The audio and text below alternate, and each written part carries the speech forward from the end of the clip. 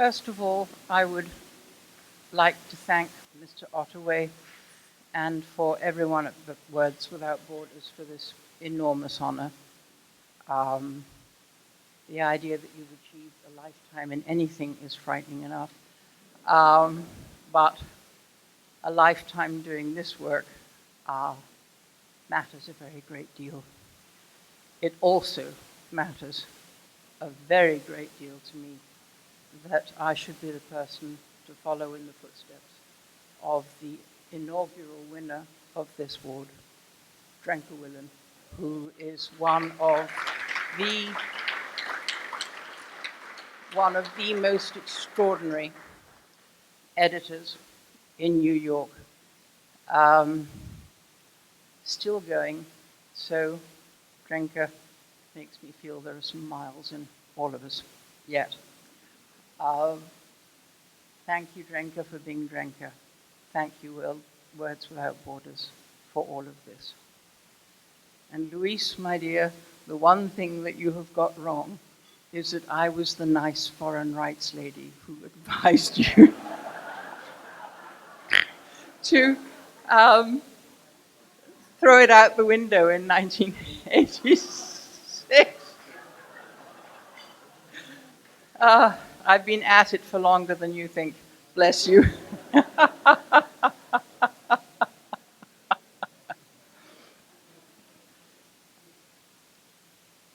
How did I end up here? I ended up here because I had the great luck to have a very British education, which meant that I went to a French kindergarten.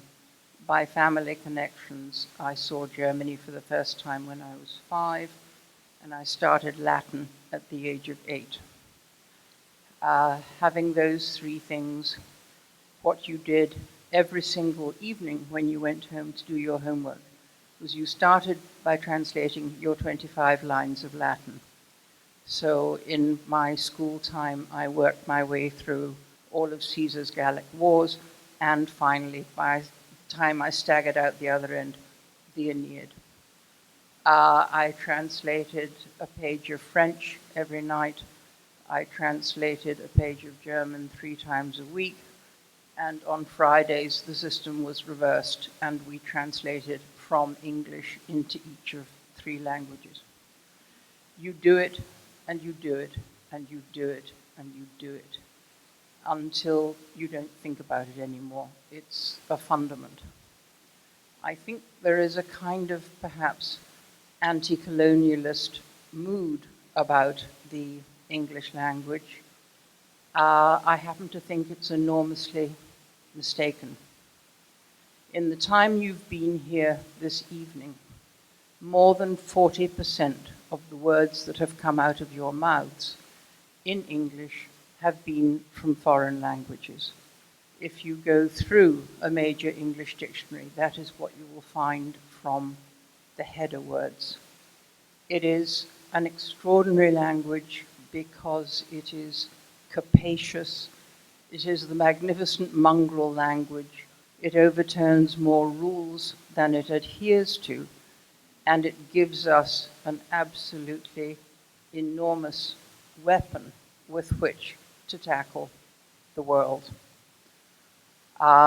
English is an admixture of Latin, of not Anglo-Saxon, but Franco-Saxon, because we had the Normans as well as the German invaders, Old Norse, thank you, the Vikings, Celtic remainders, all of it.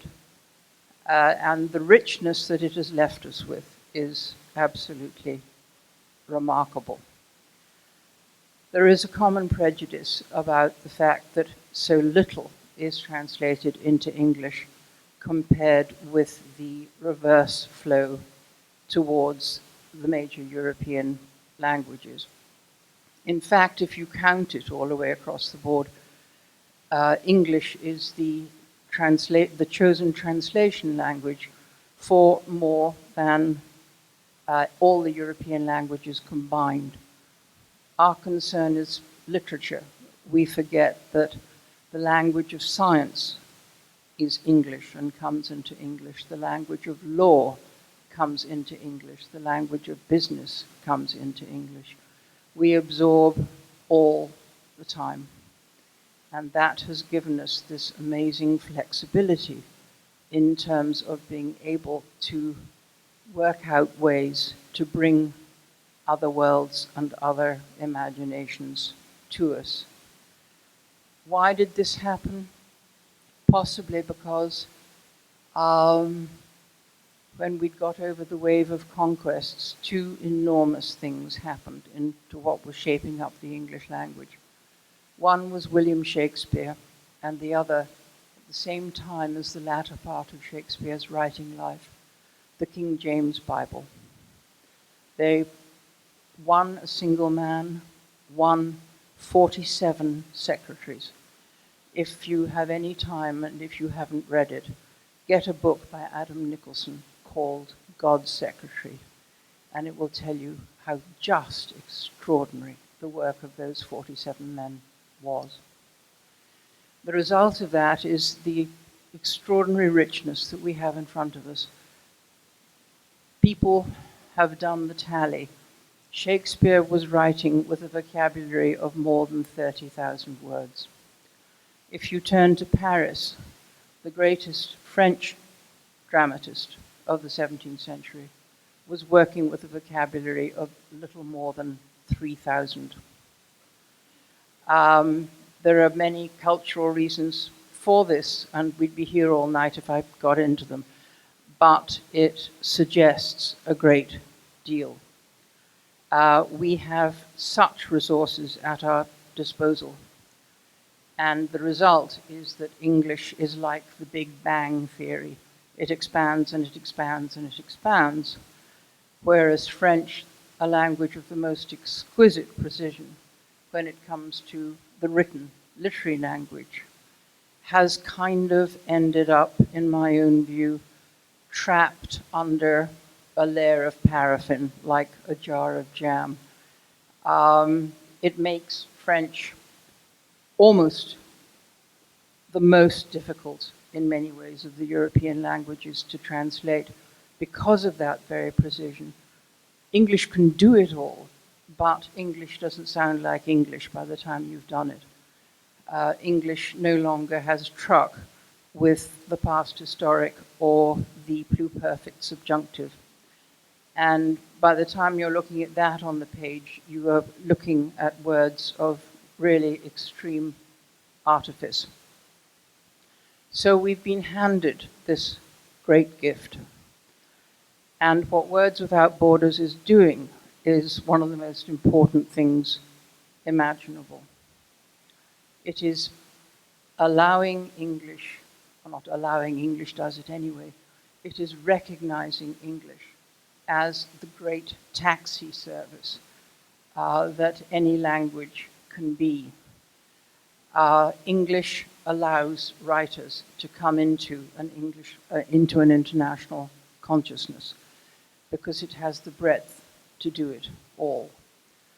That is why literatures, entire literatures, have developed out of major continents and countries that use the English language.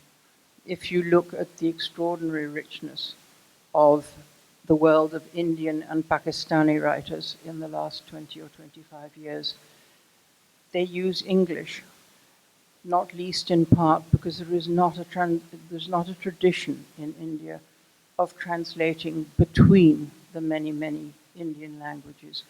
They go through English to get back to where they're going. Writers from all the countries of Africa are now joining this stream, and it's wildly exciting to watch them doing it. If there's a question I think we all need to think about, it's actually, peculiar thought, who owns the English language? We sort of believe that we do, which is the residue in part of the past as a nation state, and in part as publishers, the contractual legalisms of that. It's nonsense. we lost any claim at ownership of the English language a very, very, very long time ago. Writers who want to reach readers and reach other writers can jump directly into English now because it is the parallel language that they have. So in one sense, translation for urgent business is almost ceasing to be the necessary norm. There is, why do we translate writers from other countries? In part, of course, because of what we perceive to be their wonderfully fresh and unexpected literary quality. And the other is to bear witness. And the job of publishers is to try to help writers bear witness. It's one of our biggest responsibilities. If you look back, there is a very famous story about Anna Akhmatova. She was in a line, an interminable line, outside a Moscow prison in the deathly dead of winter, trying to take food and clothes to her common law husband and son who were imprisoned by Stalin. This enormous queue of women was outside the prison in cold that is beyond imagining. Akhmatova was one of the most beautiful women you can imagine. She was scarfed and bundled up against the cold. And so the old woman in the queue in front of her, she had a very famous face, didn't recognize her, and said in despair to the queue, "Who will describe this?" And Anna Akhmatova said, "I can." That is the job of writers. That is what we can try to do our best to support. Writers are bearing witness. Knopf, at the time when I first got there, was the major publisher of the Soviet dissidents. And I found myself editing a number of these books. And they operated by very, very different standards from our views of editing. They were in some ways so static as to be intolerable, except that they were doing something immensely important, and it tells us about the power of the book. There would be lists and lists and lists that consisted merely of people's names involved in their lives. And your editorial pencil would itch to take this out, because what did it mean? What it meant was that somebody was mentioned somewhere, that in the conditions under which they were working, a book was like a tombstone. A book was like a final memorial. If you died knowing that your name was in a book, it was knowing in some way that you would not be forgotten. I had one tangential experience of this myself. We were the publishers of Andrei Sakharov. And out of exile and imprisonment, we got the message that he had decided to write his autobiography. An unimaginably dangerous thing to do. He, as the inventor of the Russian hydrogen bomb, under threat from Moscow, unable to see people, unable to do anything, had decided to write this. And he was smuggling it out on tiny, tiny little pieces of notepaper, bit by bit. It was my job to assemble an international coalition to try to help with this, which I did. And it wasn't dangerous for us. It was dangerous unto death for Andrei Sakharov, because if the authorities had found out, he would have been tried for treason. And what that involved in practical terms was every few chapters or so, and it was a long book, I figured out that you could get on a plane in New York with the Xeroxes, because those were the days of Xeroxes. There was nothing more convenient.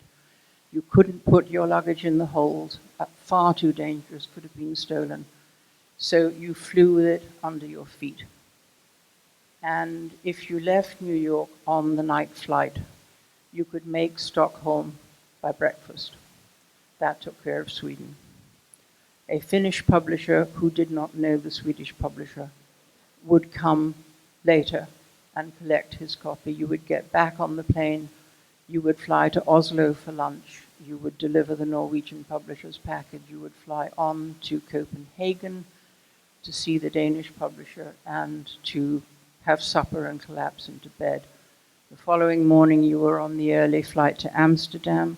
From Amsterdam you were on the flight to get to Munich by lunchtime. When you turned round from Munich, you went to Zurich to see one of the translators for one of the countries. From Zurich, after the night, you went down to Milan. Out of Milan, you went straight to the airport in Paris. You delivered that. From Paris, you went to London, and then you got on the plane home. For 3.5 years, that was our job. We managed to do that. No one knew who anyone else was. No publisher leaked. It was absolutely watertight. And so the autobiography of Andrei Sakharov got published simultaneously in 9 languages on one day, and the public impact of that was such that the Soviet authorities let him alone. That is also part of what publishers do. We have very, very wide responsibilities. I admire Words Without Borders beyond imagination for what they are doing. We need far, far more of it. But thank you for this.